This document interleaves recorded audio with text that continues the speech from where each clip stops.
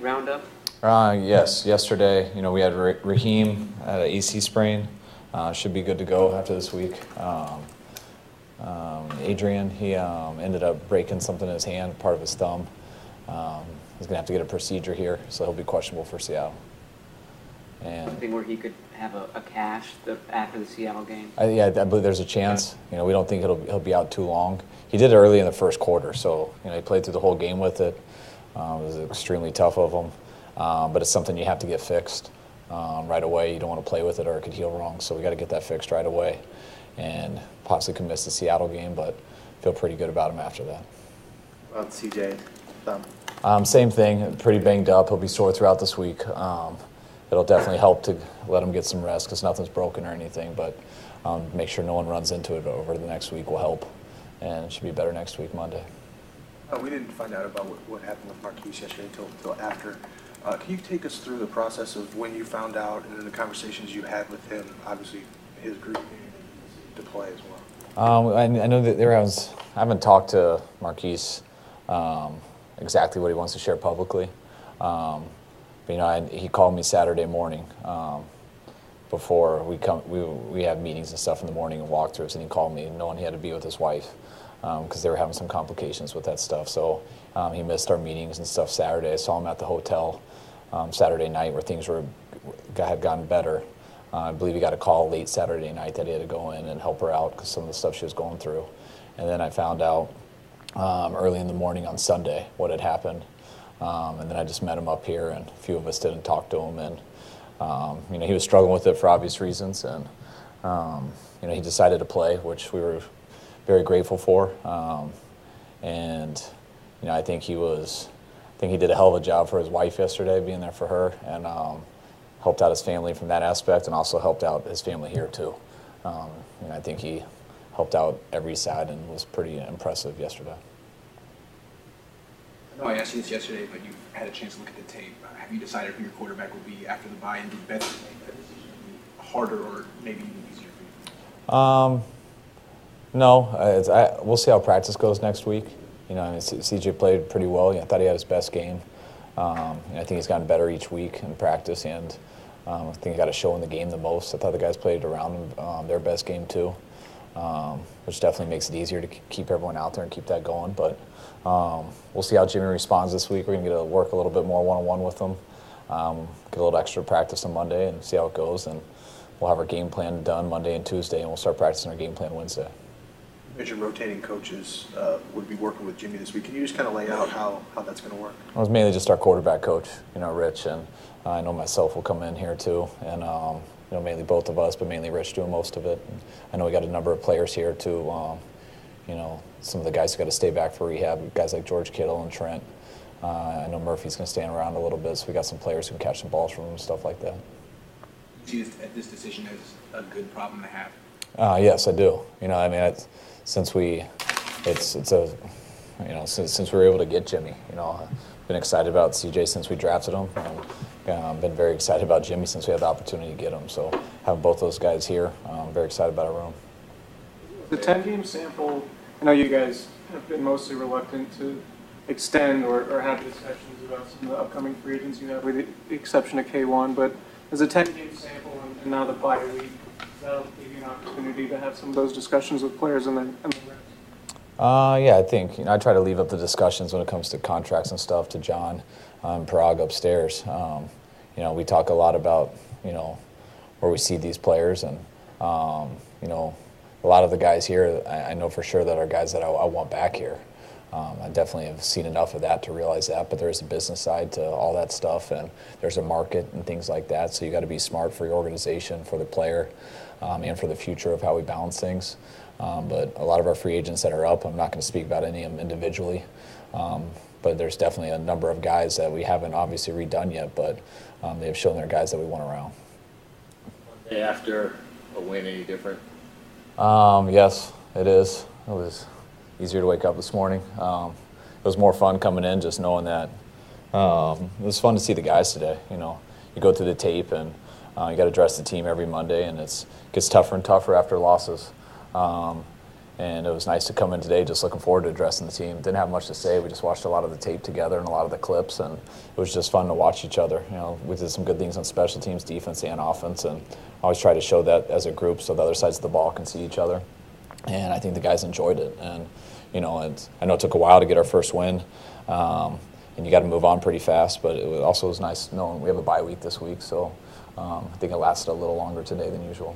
Why did it feel natural? You know, I know you didn't want the first win to come in week 10, but when it did, there seemed to be just a huge release and a huge celebration. Did that kind of surprise you, how you reacted, how the whole team reacted to the win?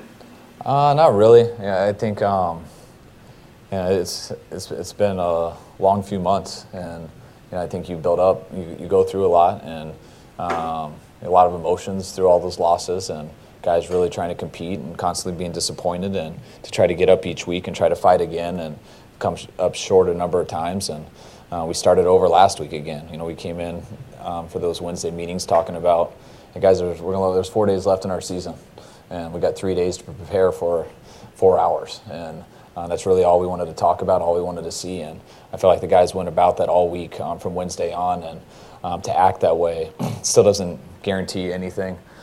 Playing hard doesn't guarantee anything. All of it, to me, just gives you a chance. But to act that way all week, to go through that game where that game was not perfect at all, some of the turnovers, some costly penalties in some situations, but to be able to recover and rebound from all that stuff and overcome some adversity in those games, and just to put everything in that week and then to get rewarded with a win, I think that's just how guys felt. And no, it didn't surprise me at all. Well, you never hear. I've never heard players say we have a bad locker room and guys hate each other here. But so anyway, the fact that guys say you have a close locker room isn't surprising. But the number of guys in the specific way they describe it, there does seem to be something about it. Is it unique in your experience in any way? Just any sort of bond that the team has formed? I think that's what we're going through. I've been on every team's different each year, wherever you are, and I think you form that closeness or that brotherhood, whatever it is, you form it from the beginning and all the way to the end. And when things go good, I've been on a lot of teams where things are going well and everyone talks about how tight they are, and then you lose 2 games in a row and you start to realize some of the people you were tight with you didn't know them as well as you thought. And that happened with us from the beginning, and it's gone for a long time. And we've had by no means is everything perfect and every relationship's perfect, but you battle through things together. And I think to come close with people, it's usually you build a brotherhood or things like that through shared sacrifice and going through things together, and it makes you rely on each other and be able to fight through times with each other. If everything's just good, it's hard to get close with people, and we've had a lot of good and bad here, and I think the guys really do believe each other. I think the guys, you can't get through this stuff unless everyone's pulling each other and helping each other out. Like, not one person could change this. We needed everyone to change it, and I think that's why guys have relied on each other hard, and I think that's what you saw on Sunday, and I think that really helped us, and I think the guys were happy for each other for it, and I plan on that making us better, and I hope we can come back next week and be better from it and continue to get better throughout the year, and I hope that leads into something for next year. Have you the first time you used Rita and Hyde at the same time? Is that maybe a way to mitigate some of the injuries you had? No, we've used them a number of times this year. We put 2 running backs out there. We dress 3 for all the games, so we have a few personnel packages where we have 2 halfbacks on the field at once. Sometimes we've had 2 halfbacks and our fullback on the field at once playing tight end. We've done it sporadically throughout the year. We definitely, these last few weeks, we've been carrying a number of different personnel packages in the games, just in case certain things happen, which have happened over the last couple of weeks. Getting back to Marquise for a second, give us some of your personal reflections on what a character of a player who's able to perform as well as he did, given the stress and emotions he was facing. I think every individual is different. And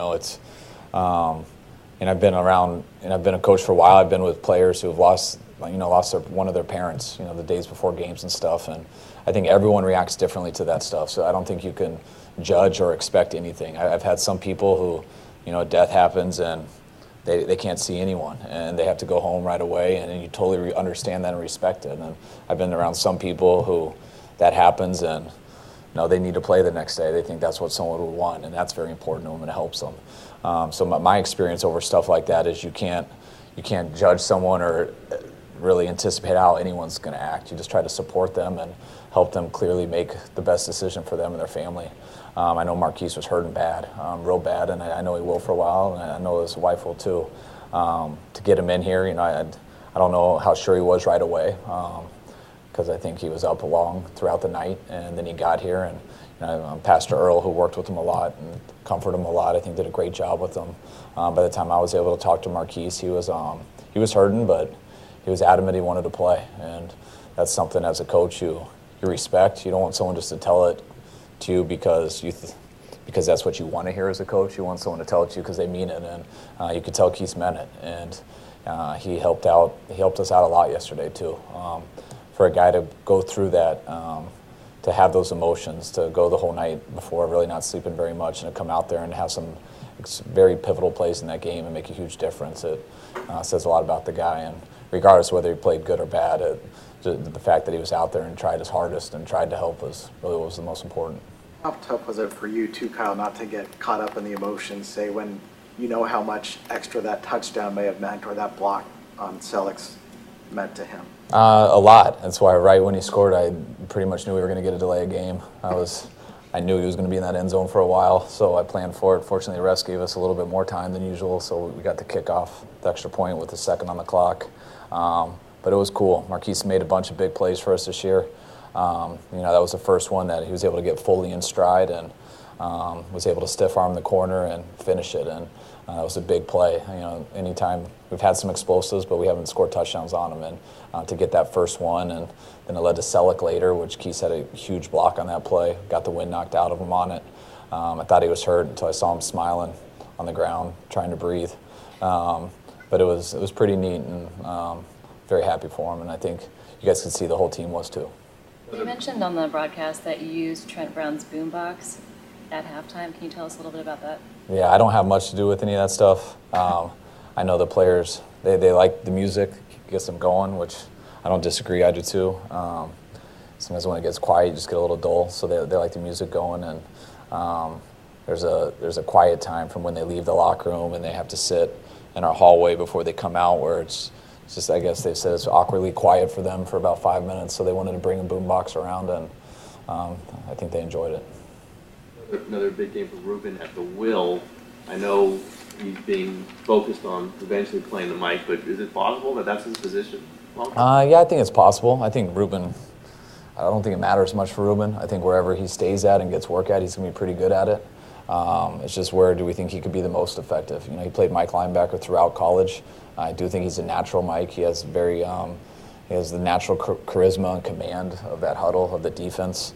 Missing a lot of time this year and getting thrown in there, I think it makes it easier for him to play fast, not having to worry about all the communication, and help everyone get lined up and make the calls and stuff. So I think right now it helps him play the most freely at will position. But I think we'll evaluate that in the offseason. We'll see where he's best. The more work he gets, I know Mike will become second nature to him. We'll see how it is with our roster next year with all the other linebackers, and we'll do what's best for our team, which I think will also be best for Ruben. But he gives you options. Adrian can't play against Seattle. Do you have options on the roster at free safety at the moment? And yeah, we signed Exum a couple weeks ago, or last week, so I think he would be the next man up. Ronald Blair had a pretty good game yesterday after also spending some time not being able to play. Can you talk a little bit about what he did? Yeah, I was real happy for Ronald. He's worked to get back to this point. I know he's disappointed with us putting him on IR earlier in the year with his surgery. He's worked hard to get back. He's come out, and it takes a while to get your legs under you. We always say they have fresh legs and stuff, which he has, but I think he's gotten better each week. I think Ronald is huge for our defense because he can help us out at all the positions. He really plays everywhere and wherever it's needed. And the last few weeks we've had some depth issues there with some of the injuries, so he's been able to step in and fill a lot of holes. And to make the plays he made yesterday were huge differences in the game. For him to get that sack that turned into a fumble, turned into a turnover, and I believe it was after we just turned it over too. So that was a big change in the game. I don't think a coach has ever said that bye week came at a bad time, but obviously out of your control. But would you have liked to have had it maybe during that stretch where you were on the road so much and had all those injuries? Yes, definitely. Yeah. You said C.J. Beathard's been making strides. Where exactly have you seen him make his strides last game? I think it's just gotten more comfortable. You know, you got thrown in there versus Washington. You know, you get thrown in there in the middle of the game. You kind of come out and you don't have much to think about. You just play. And, you know, then they got the whole week to start. The next week versus Dallas. I think it's big anytime, no one realizes, but the first time you get to start, just coming in the building differently on a Wednesday where everyone's looking at you. You got to go out there, run the whole walkthrough, hear it all from the first time. Got to go through that whole week. And I know we didn't have a very good game that Sunday. Then the next week going to Philly, where we had one of our worst games, got the most beat up, and you know, then we had it again versus Arizona, where I thought he had his best week of practice versus Arizona, and I thought he played his best versus Arizona. By no means perfect, but we still struggled as a team. He came in this week and really rebounded also, and just the consistency of throwing to the receivers, going to the right spot, playing in the pocket, making the right calls in the run game. He's always understood it, but just going through it for a few weeks in a row. Most people who are work hard at it, they're smart, they're tough, and they can handle the pressure. You obviously get better from reps, and so that's what CJ's done. And the game's not too big for him. I don't think he's a guy who worries a lot about things he can't control, and that's why I think these reps have helped him. I think he had 2 full weeks to see Ruben in action. He hasn't missed any time with injuries. The type of talent when you watch on tape that the other linebackers have raised their level of play just because he has such an impact on the plays. Yeah, I think the more talent you get out there, the more speed, the faster people move, the more violent they hit. It picks up everyone's play. The field gets smaller, not just for one person, but for everyone, especially when you play in a zone defense and one guy has a certain area and they know that guy's moving faster, everyone else can move faster. It goes to the D-line. It's a chain reaction across the board. I think in football, every position affects another position. Your linebackers can't play. Your linebackers in secondary can't play very well unless you're getting a pass rush and holding those gaps up front. And if you're getting a pass rush or holding the gaps up front in the run game, it's really not going to matter if people are getting open very fast. So everyone ties together. The more talent, the more speed you can get out there, the more it will continue to help everyone. Kendrick Bourne, just 3 catches for 42 yards, not huge numbers, but they were all big catches. I think all of them were third and long situations. Is that a confidence builder for a young guy like him that knows he can do it a little bit? Yeah, I think that was huge. It was huge for Bourne. I think it was huge for CJ, making those throws to him. Bourne's a guy who's got a lot of talent, and he's a guy who missed all of OTAs with the semester issue, the same one that Solomon had. So he got a real late start to this. It was a little behind throughout training camp, but he showed us some talent throughout the preseason and stuff where we were nervous to put him on practice squad that we could lose him. So that's some of the risks you got to take so you don't lose guys. And he's gotten thrown into some situations where would have liked to give him some more time. But you don't always have the luxury in the NFL, and I think with this time that he's gotten better each week also, and for him to make those plays, especially when he made them, I know it's not huge stats, but it was, making those third downs that keeps you on the field. We were able to be our most balanced this whole year in this game yesterday. I thought just from a system standpoint, we were able to, I feel, run our offense the best, just everything we want to do, mixing in drop back, play action, keepers, running the ball. And to me, that starts on third down. When you make those plays on third down, you stay out there, you get 10 more plays, you get to move the chains and get to find ways to keep defenses off balance. And if you don't make those, just him, if you don't make those 3, it's a totally different game. All right. Thanks, Coach. All right, guys. Thanks.